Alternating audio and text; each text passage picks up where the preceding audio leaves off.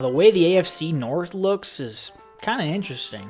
Young quarterbacks in 3 of the 4 cities, and the most recent one is Joe Burrow arriving to Cincinnati as the newest face of the franchise. It honestly just felt like destiny with the Ohio kid to wind up here in Cincinnati. He hops into an offense with a dynamic wideout group that gets A.J. Green to return after missing all of 2019, and then adds T. Higgins out of Clemson to go along with Tyler Boyd. Then Joe Mixon, a fantastic running back who creates his own running lanes, but as a whole, the Bengals offensive line doesn't do a lot to help him out. The good news though, they'll be going into the season with a 2019 first-round pick in Jonah Williams at tackle, who is looking to finally make his NFL debut after being injured all of last year. Now, establishing the run, that was a problem of theirs, but it wasn't as bad of a problem as it was stopping the run.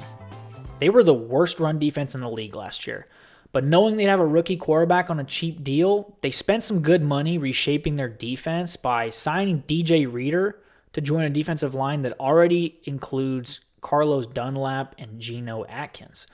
And even though they've completely remade their secondary by bringing in Von Bell to play safety and then signing a pair of former Vikings in Mackenzie Alexander and Trey Waynes from Minnesota, Waynes, he's not going to be playing because of a torn pec, so this might be a relatively unreliable group of corners.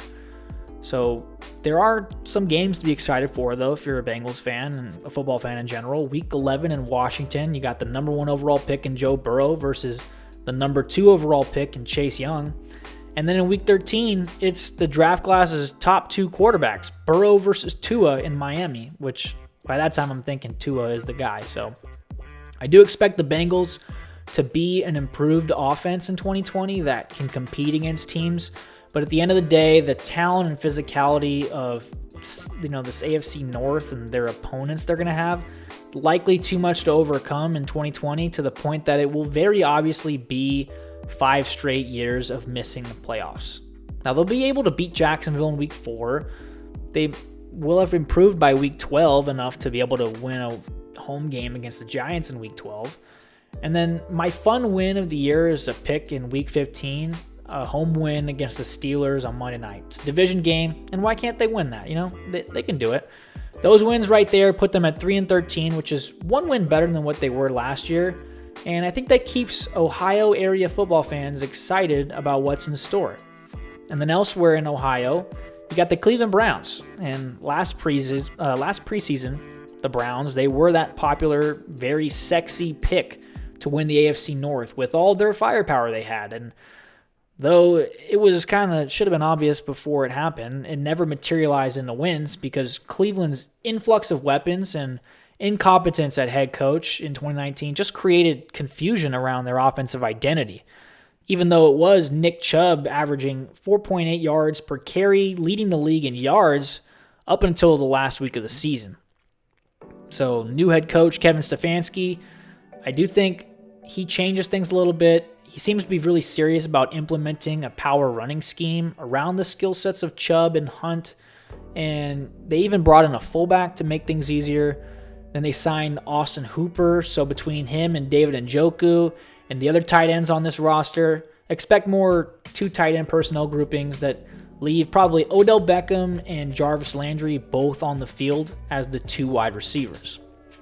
But instead of forcibly shoving those guys into an offense that chucks it around all the time, I am expecting them to be dedicated to Jarvis underneath and Odell over the top in the play-action passing game more so than they were last year. And then by signing Jack Conklin and drafting Jedrick Willis from Alabama in the first round to be the 2 new tackles, the Browns are showing us that it really is up to Baker Mayfield from here to be the quarterback they drafted him to be. And then defensively, Cleveland's problem was that they couldn't stop a nosebleed. They allowed 5 yards per carry on the ground, largely because they had a league high of 140 missed tackles. And with Christian Kirksey and Joe Schobert both gone, it's very obvious they got holes at the linebacker spot, especially on the inside. But Myles Garrett's reinstated, reinvigorated, and on the hunt to lead the league in sacks and again show us why he's a perennial candidate to win Defensive Player of the Year. And then Sheldon Richardson helps with his interior dominance. So with the NFL's easiest first half of the 2020 season based off of win percentage from last year, Cleveland's opportunity to push for a playoff spot and end a league-leading 17-year playoff drought really depends on how strong they can start. Now, I have them going 5-3, winning the easy ones, but losing road games to Baltimore, Dallas, and Pittsburgh. And then after the bye, I think they go 2-6, and that 7-9 season, it ends with a Week 17 loss to the Pittsburgh Steelers.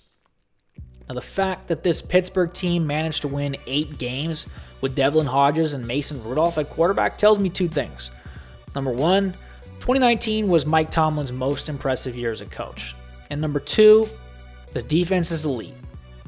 And Pittsburgh is a blitz-heavy team with a ferocious pass rush, so it really is no wonder that the most takeaways came from a defense that then added Minkah Fitzpatrick to combine with Devin Bush's 108 tackles and 35 combined sacks from TJ Watt, Bud Dupree, and Cameron Hayward. So getting Stephon Tuitt back from an injury, that should really only help the defense in doing that kind of stuff again. So I will say that defense is strong, but if there is a weakness, it'd be at the inside linebacker spot next to Devin Bush.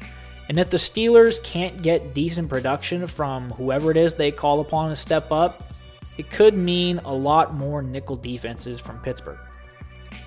And that would especially hurt them against run-heavy teams within their division.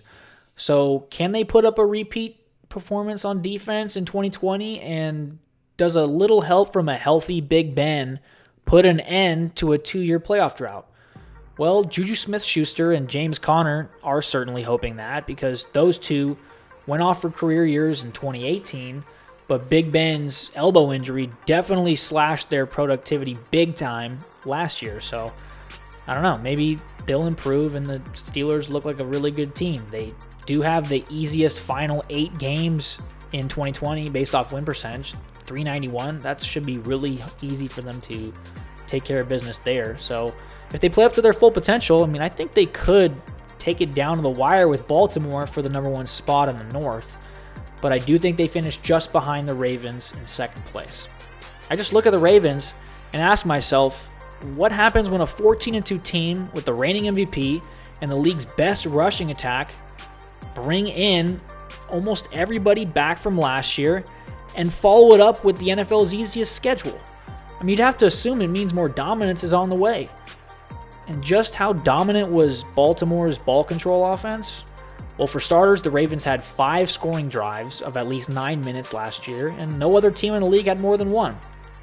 Lamar Jackson and Mark Ingram each ran for over 1,000 yards last year, and now the running game gets even scarier by drafting Ohio State running back J.K. Dobbins. So imagine those guys with 6 games against Washington, Jacksonville, Cincinnati, and Cleveland, which are 4 of the worst run defenses from 2019. Should be a lot more dominance from the run game. Even though longtime guard Marshall Yanda retired, the Ravens should be just as good, if not better, in that running game. And obviously, the passing yards, not really there, but yeah, this is an inexperienced wide receiver group. But I don't really think Baltimore cares because Lamar is still very efficient throwing the ball, and all he did last year was throw for an NFL best 36 touchdowns against just 6 picks, despite having no wide receiver with more than 600 receiving yards. And then plus, if the offense stalls out, well, they lean on the league's best kicker in Justin Tucker, who can bail them out for what is essentially an automatic 3 points.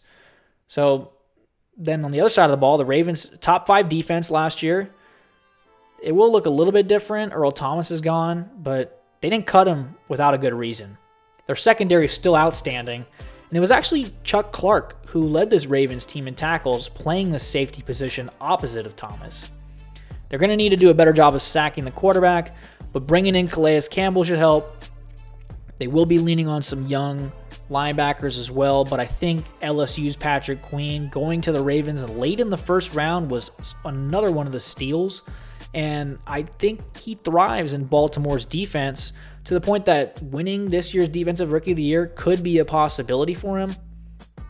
I do think Pittsburgh, They probably do have the best defense in this division, but, with Big Ben, yeah, they'll make things much closer. But to me, the Ravens are still the more talented football team from top to bottom, and I think they finished 13-3.